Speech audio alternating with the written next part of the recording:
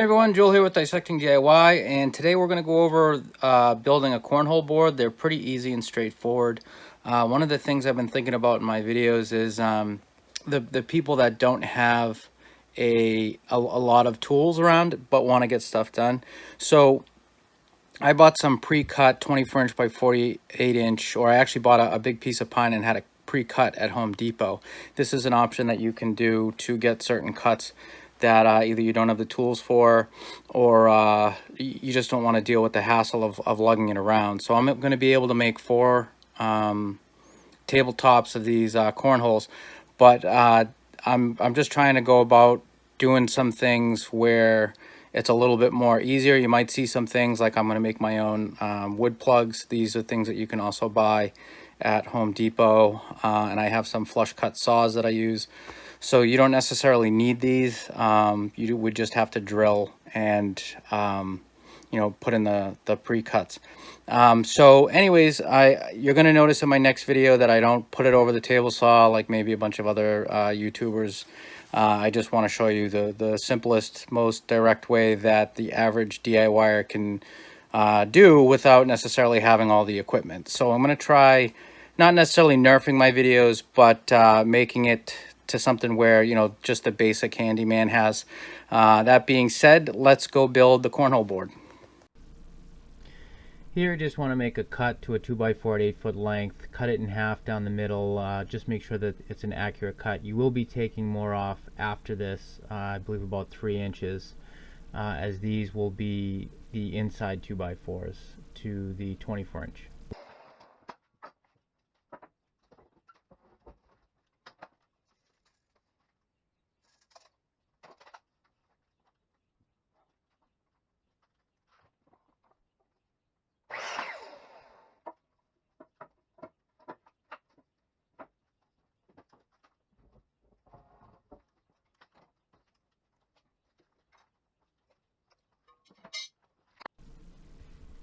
Here I'm just cutting at 24 inches this 2x4, 4 pieces at 24 inches for the frames of each cornhole set.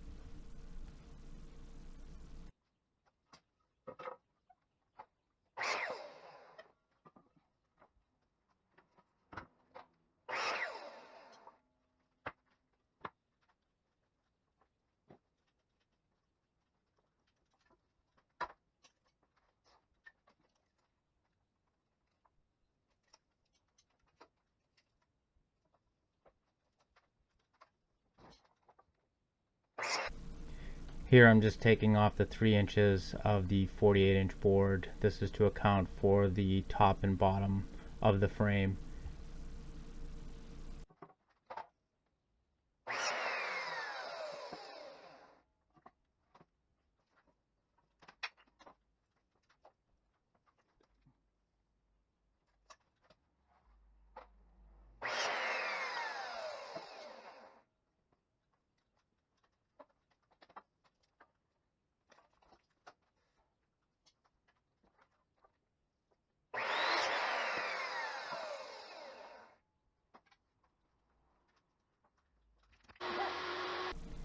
Here I wasn't too happy my cameras quit, but I'm just taking 1/8 of an inch off each side just to make everything flat.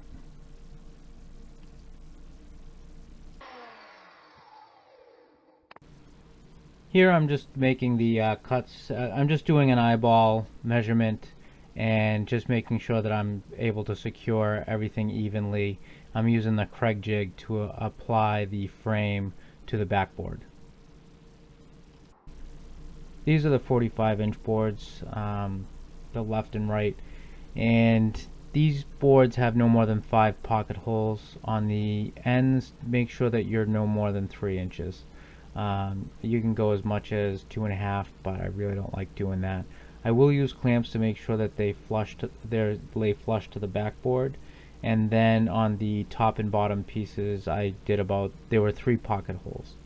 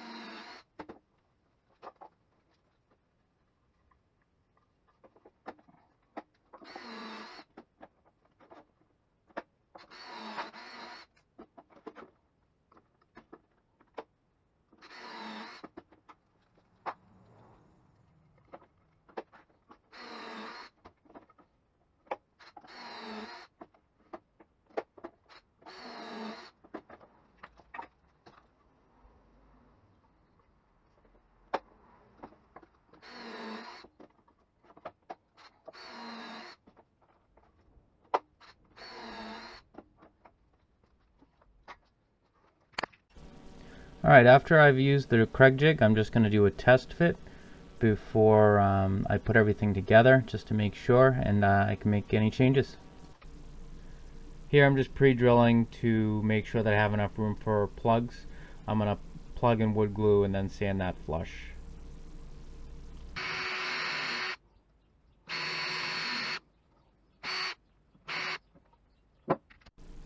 Clamps here were an absolute lifesaver. They line everything up, they make sure everything's square, and you really don't have to worry about much. The only thing you have to do is when you are tightening them down is you're just going to want to loosen the board that's driving, that the screw's pulling on. That way it moves and you don't have a gap.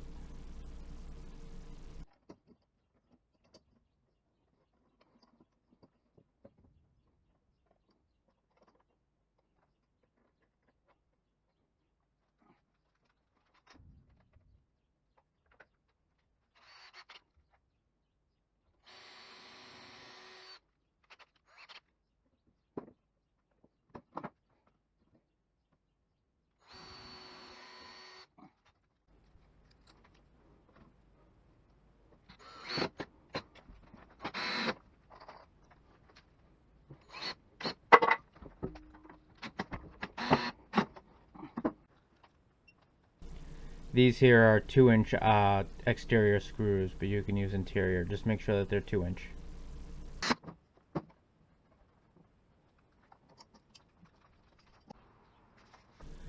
Clean the surface before applying any wood glue. Once you apply wood glue, I use a little bit of it's like a rubber paintbrush.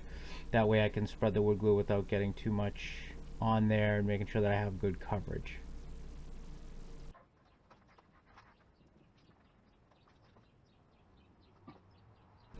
And I was too lazy to move the camera here, I guess, but I'm just applying wood glue to the frame.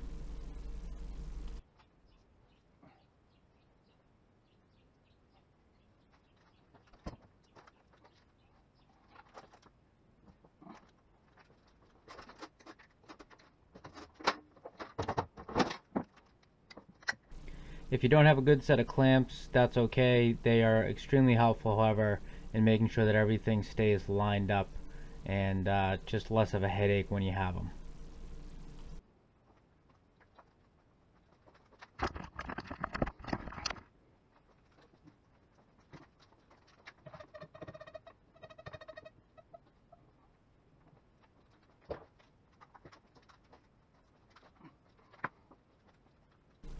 And here I'm just doing the pocket holes that I've pre-drilled.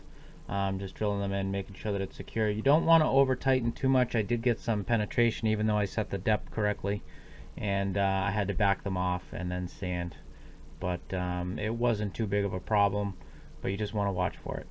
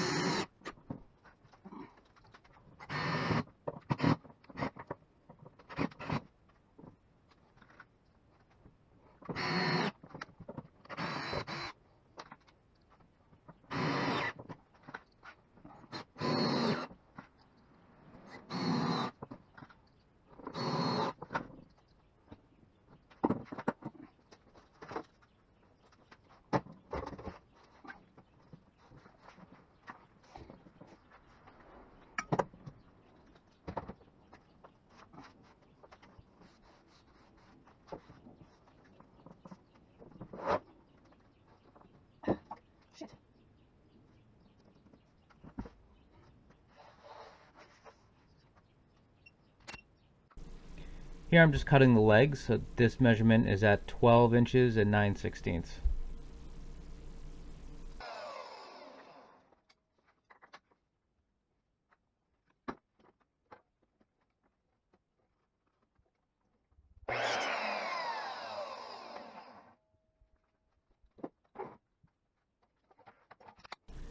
Here on the inside of the leg, I measure down 11 inches. Using a speed square, I make a line and then make a cut.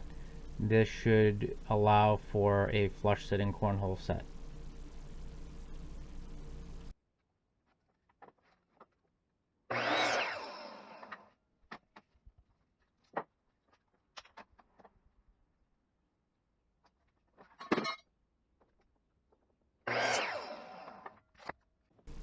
Here I'm just measuring for center. This was about 1 3/4 inches from top and from the side.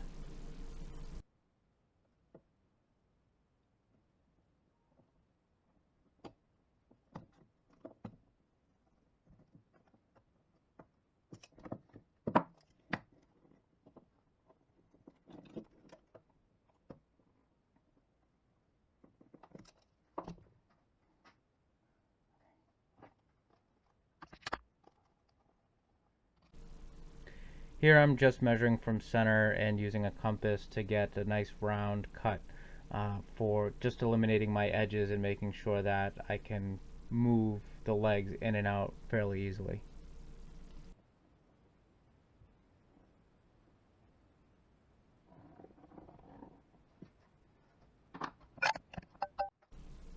Using a jigsaw, I simply just cut the corners off. I cut a little bit outside the line. It's a little bit forgiving, especially if you make mistakes. You just want to go slow, and then of course that extra you can sand off with about 120 to 150 grit sandpaper with the Orbital sander.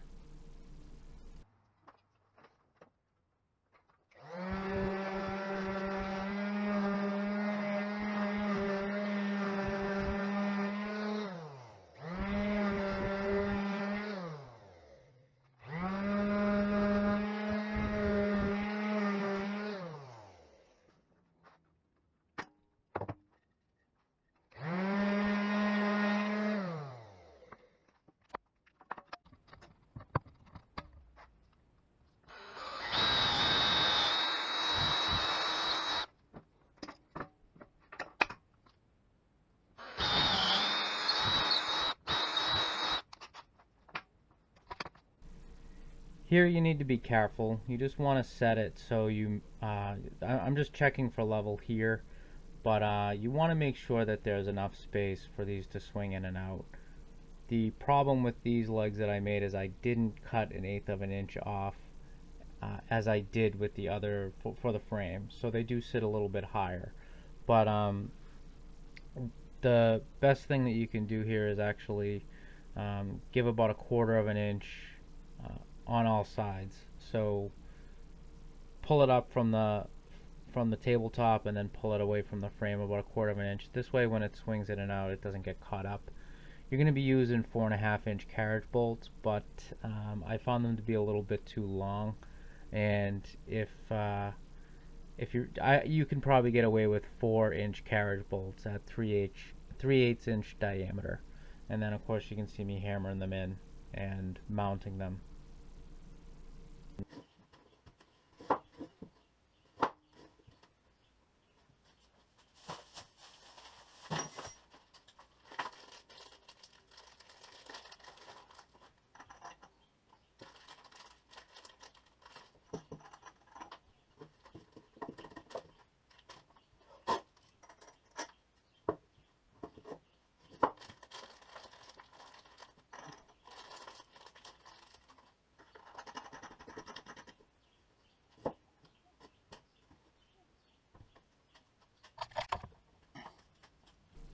Here I'm just making my own wood plugs and putting them in, and then I just with the flush cut saw them off.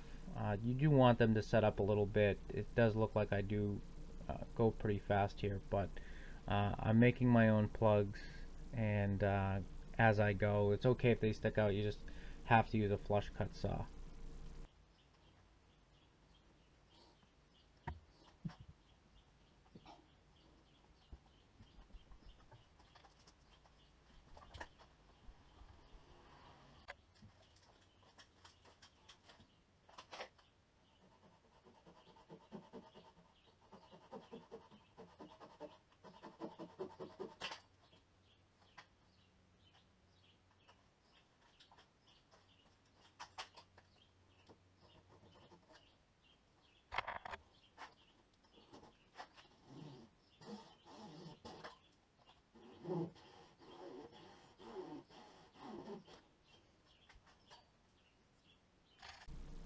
While the jigsaw is extremely handy, if you don't have a steady hand, you're going to probably want to just get a 6-inch circular bit that you can cut through this and make a perfect hole.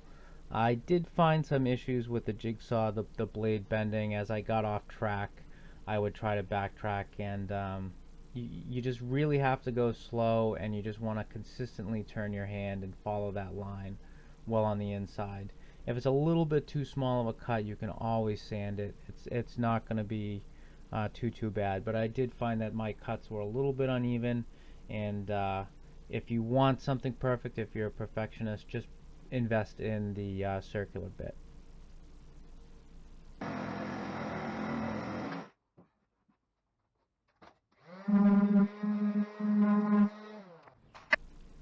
And here I'm just breaking the set down, just giving it so I can give it its final sanding. But you'll probably notice how I set up the carriage bolts. I have two washers that I ended up going with on the inside so they could slide against each other, and then one on the outside for the bolt to press against to hold the legs in.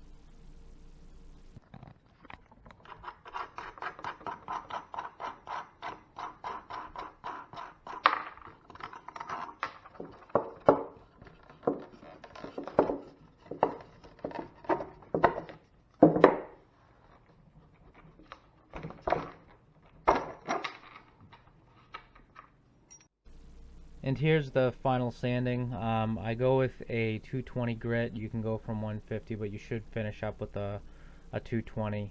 And this is just getting it ready for paint and eventually the vinyl decal.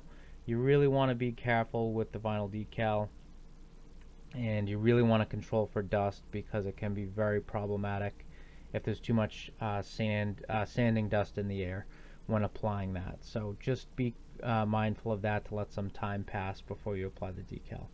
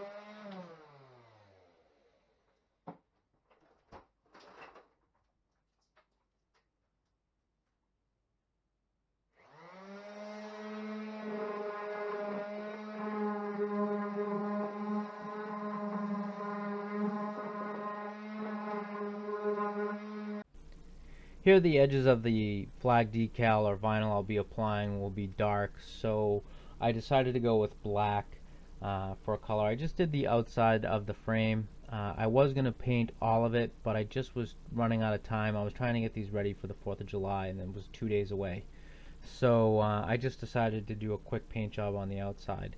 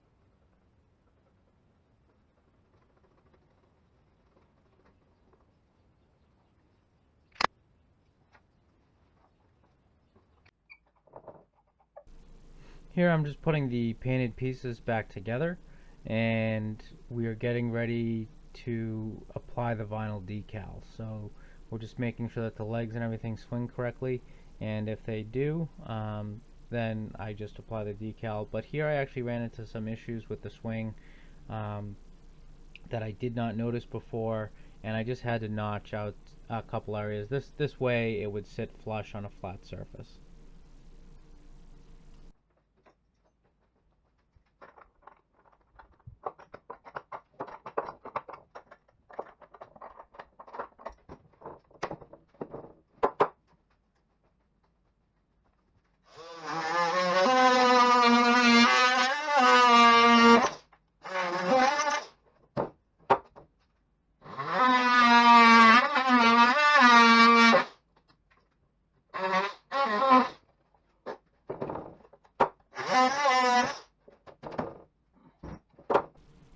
Here I'm just applying an LED light that I picked up on Amazon. I did have a red set and a blue set. I was going to intermix them for the different bean bags that I had, red and blue.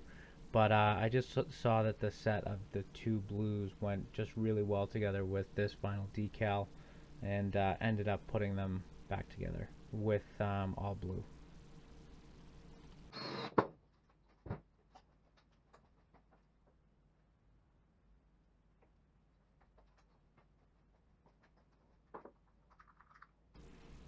Here I'm just taking the switch box and making sure that it's pointed upwards so it's easy for people to access the lights function to turn it on and off.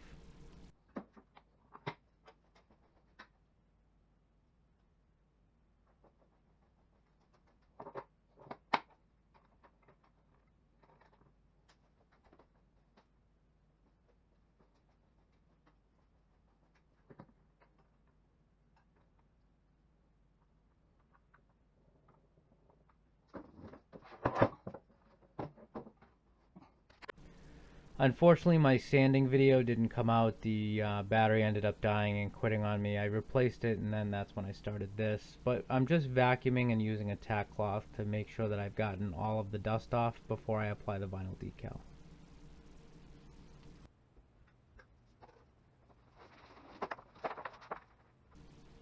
If you're doing this by yourself, you're going to want to make sure that you line up the bottoms exactly. And as you go, you really want to keep a lot of tension at the top or pull to make sure that you get all the bubbles out or any types of sags that are in the vinyl. Otherwise, you're going to be doing what I'm doing in this, and that's constantly pulling it back to remove bubbles. And there's a better way to do it, and you just got to make sure that there's tension on the top. Another technique that I ended up perfecting or finding useful was starting in the middle and pushing out towards the edges. This allowed for me to make a lot less pullbacks on the vinyl, and it came out really well. There were no bubbles, and any that I did end up finding were usually was because I wasn't doing enough tension, and then I just had to use a razor blade to get the air pocket to come out, and then it ended up just being very flush when I ended up doing that.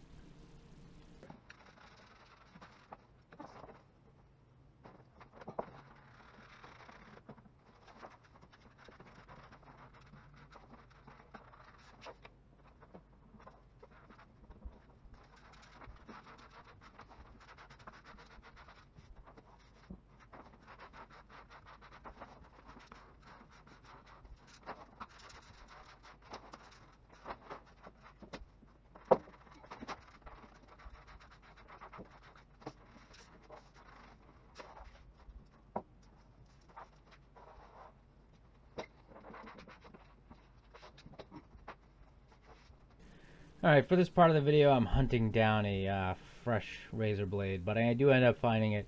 I was really nervous about doing this, but everyone that I talked to said that just use a fresh razor and it'll cut really, really well. And it did. It was a very smooth cut as long as I stayed against the wood and didn't try to dig into it. Everything else just did all the work. And it comes right off. It was really fun and easy to do, so I wouldn't be too worried about it. All right, and that was how to make the cornhole set for yourself. They are regulation size, except for the tops. I did a 3/4 inch plywood finished pine, You do want to go with the 1/2 inch if you want regulation. But outside of that, they look really nice. The vinyl was really easy to apply. It was the first time I did it. You can see the video that I took, that I had to keep pulling it back, and it was really forgiving. And then when I made the cuts, I was really nervous about doing them, but once I did it with a fresh razor, it was like butter. It worked great. But that is how to make them. At the end, you'll notice that I just kind of jump into putting the decal on. I did do a phase where I sanded the whole top with 220 and then vacuumed it off and used a tack cloth right before application. Really made sure that there was no dust. And then, because this was my first time doing a decal, it did take me some figuring it out, but you want to keep a lot of tension at the top and then just use kind of a putty knife to keep the bubbles out, and then just want to watch it go in the middle, and then fan out on each side, and that should keep the bubbles at bay. But anyways, that's how to make yourself the cornhole set. And then of course you're gonna have to get the bean bags online. I don't know how to make those, not yet, but anyways, you can get those on Amazon.